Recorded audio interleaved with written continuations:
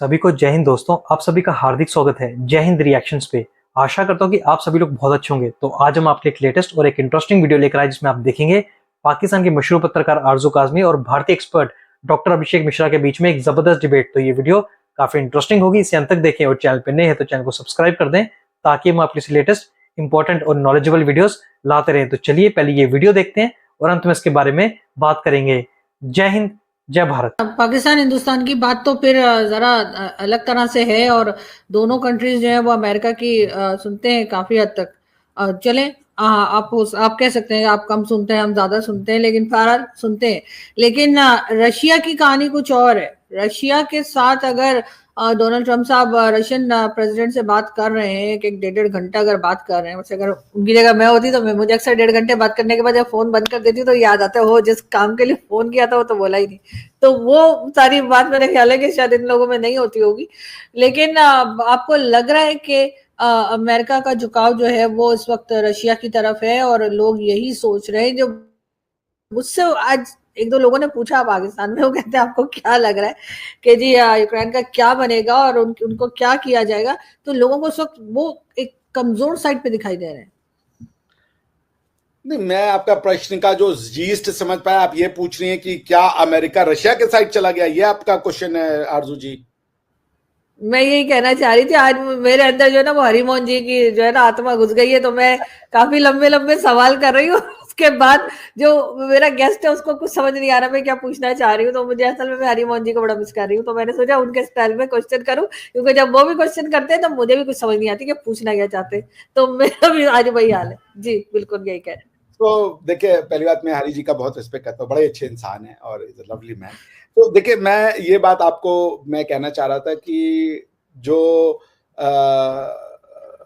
World order है या जो इंटरेस्ट है वो बहुत तेजी से कोलाइड होते हैं। देखिए, ये कोई किसी के साइड वाइड नहीं होता। ट्रम्प साहब की गोटी फंसी हुई है, वो अभी उनका he has a fall out with Musk. उसके बाद उनके और भी जो पॉपुलैरिटी लेवल है वो उतनी अब स्ट्रांग नहीं रही, धीरे धीरे धीरे it is eroding, although still it's very strong. उसके बाद पुतिन साहब also wants to come out of the war.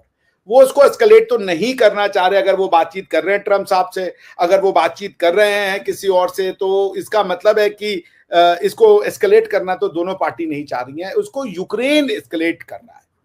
और ये बात वो शायद समझाना चाह रहे होंगे कि जेलेंस्की साहब जो है वो किसके कहने पे ऐसा कह रहे हैं, वो इस वॉर को कहां लेके जाना चाहते हैं।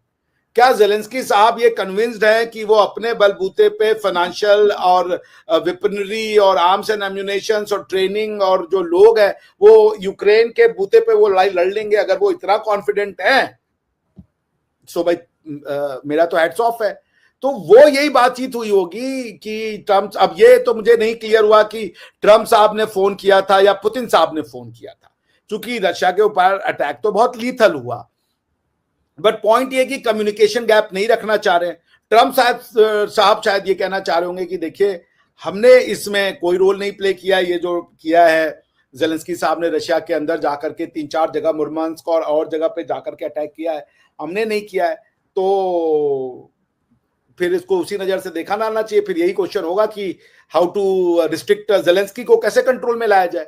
बिकॉज आपने देखा था ना, पब्लिक लेक्चर ली थी भाई, पब्लिक क्लास लिया था जेलेंस्की का जेडी वान साहब ने और इन्होंने क्या नाम है राष्ट्रपति ट्रंप ने। तो वो उतनी ह्यूमिलिएशन के बाद भी the man is still not learning the lesson. He wants to fight the war, simple as that. तो आप उनको नहीं रोक सकती हैं। तो अब वही है कि इस वॉर का, लेकिन वो वॉर क्यों लड़ना चाहेंगे सर? उनका क्या फायदा है? वो तो जैसे मैंने कहा कि वो तो हमें इतना स्ट्रॉन्ग कंट्री के तौर पे या लीडर के तौर पे दिखाई नहीं दे रहे। तो उनका तो नुकसान ही है अगर वॉर चलती रहती है। तो यूरोप एक जिद्दी और एक एरोगेंट लोगों की कंट्री है, ठीक है ना। They are very arrogant, they are very जिद्दी। वो आपको भले आके पीस का पाठ पढ़ाएं, लेकिन वो दुनिया भर में जाके बमबारी करते हैं। नेटो क्या है? नेटो में कौन है आखिर? अमेरिका और ये यूरोपियन फोर्सेज ही तो है ना। तो अभी कल मेलोनी साहिबा ने राष्ट्रपति मैक्रोन को डांट लगाई। उन्होंने कहा तुमने जाके लीबिया में मारकाट मचाई है और 1-2 कंट्री अफ्रीका में जाकर के तुमने जो है बर्बादी की है, वहां के लोग यहाँ आ रहे हैं और हमें आप शिक्षा दे रहे हो। तो आई नो यूरोपियंस की प्रॉब्लम है कि वो समझते हैं उनको दुनिया का सब कुछ आता है. द पॉइंट इज दैट उन्होंने कुछ चीजें अचीव की हैं, बट ये दुनिया में सब कुछ वो जानते हैं, ये सच नहीं है. दुनिया में वो सबसे अच्छे लोग हैं, ये भी सच नहीं है. एरोगेंस की कोई सीमा होनी चाहिए.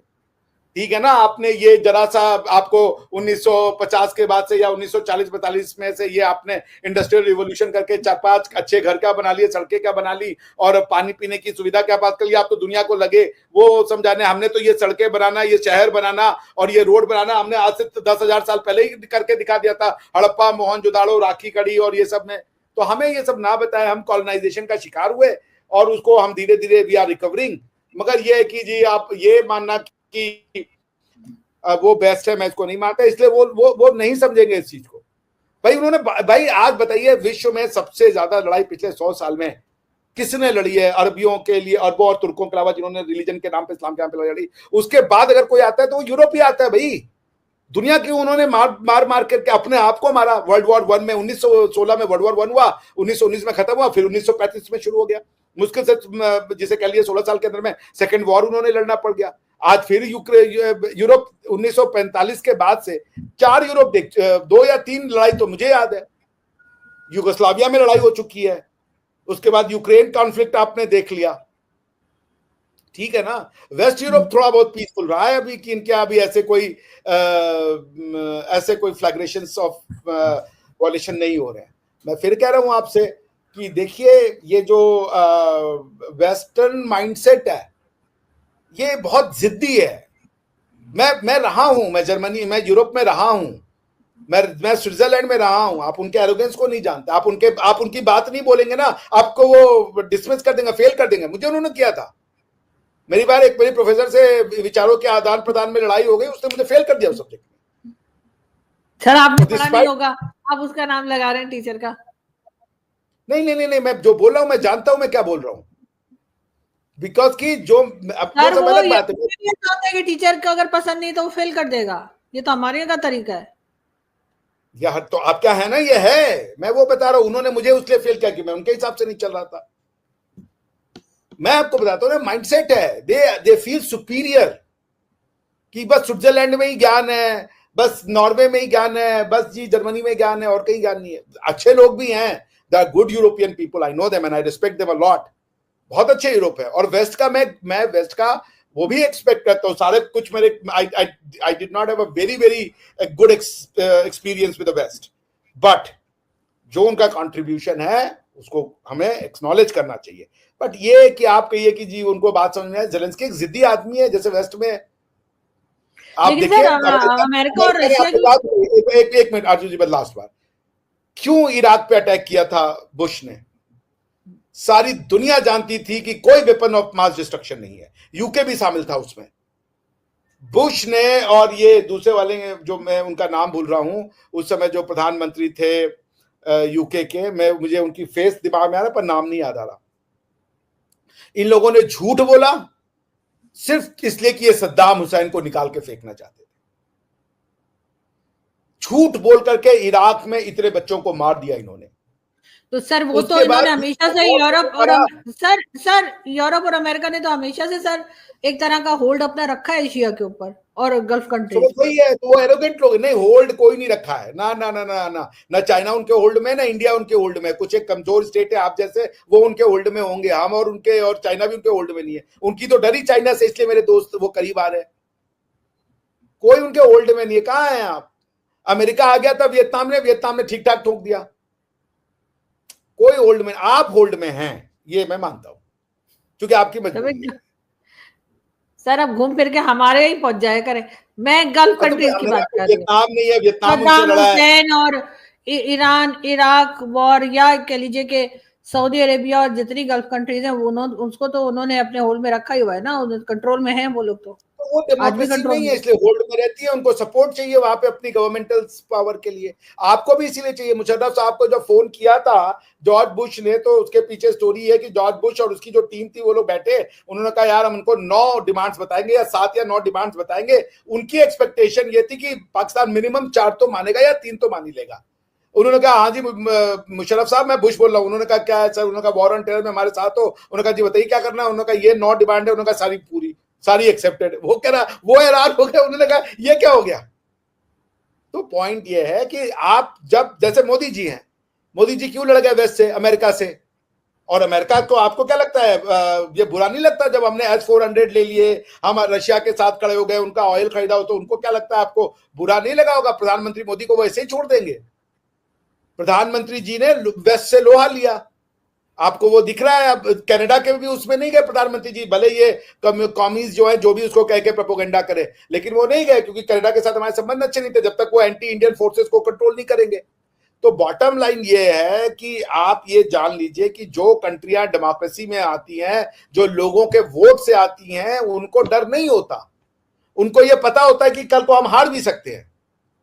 वो इस माइंडसेट से आते कि tomorrow we might be stepping down. आज मैं प्राइम मिनिस्टर हूं, कल मैं खाली आदमी हो जाऊंगा। लेकिन कंट्रीज के तो सर, कंट्रीज के तो आपस में रिलेशन चेंज होते रहते हैं। आप जब डिक्टेटर होते हैं ना, आपको पावर पाना आता है, पर पावर को जाने देना नहीं आता। डेमोक्रेसी में इलेक्शन के थ्रू आप पावर को जाने के लिए भी माइंडसेट में रहते हो कि हाँ, I can lose this power tomorrow, मैं कल को रोड पे आ जाऊंगा। ये माइंड में रहता है लोगों को। जब जो डिक्टेटर बनता है वो पावर तो एब्सोल्यूट पा जाता है, मगर वो फिर डरता है कि ये पावर मुझसे छीन ना ले जाए। अब उससे पावर जो छीना जाता है वो नॉर्मली वायलेंस होता है, उसकी हत्या कर दी जाती है, उसके अगेंस्ट में कॉन्स्पिरेसी होती है। तो वो it's a very tough situation जब आप एक ऐसा पावर जिसकी की लेजिटिमेसी नहीं होती है वो आप एक्वायर कर लेते हो, जो प्रेसिडेंट मुशर्रफ ने की थी। तो बॉटम लाइन ये कह रहे कि सारी, आप ऐसा ना कहें कि सब एशिया जो है उनके कंट्रोल में है। चाइना नहीं है, इंडिया नहीं है, वियतनाम नहीं है, बहुत सी कंट्रीज हैं। आप नॉर्थ कोरिया देख लें, ये भी है, जापान को देख लें, ये सारी एशियन कंट्रीज हैं and they have stood up to West. ऐसा कुछ। दोस्तों, आशा करता हूँ कि वीडियो को आपने अंत तक देखा होगा और आरजू काज में डॉक्टर अभिषेक मिश्रा का ये पूरा डिस्कशन आपको काफी पसंद आया होगा और इस वीडियो में आपको बहुत सारी जानकारी मिली होगी। तो ये वीडियो अगर आपको अच्छा लगा है, इसे लाइक और शेयर जरूर कर दें और अपने विचार हमें कमेंट सेक्शन में लिखकर जरूर बताएं। और एक बार फिर चैनल पे नहीं है तो चैनल को सब्सक्राइब कर दें। तो चलिए फिर मिलेंगे ऐसी किसी लेटेस्ट, इंटरेस्टिंग और नॉलेजेबल वीडियो में। तब तक अपना ध्यान रखिए। जय हिंद, जय भारत।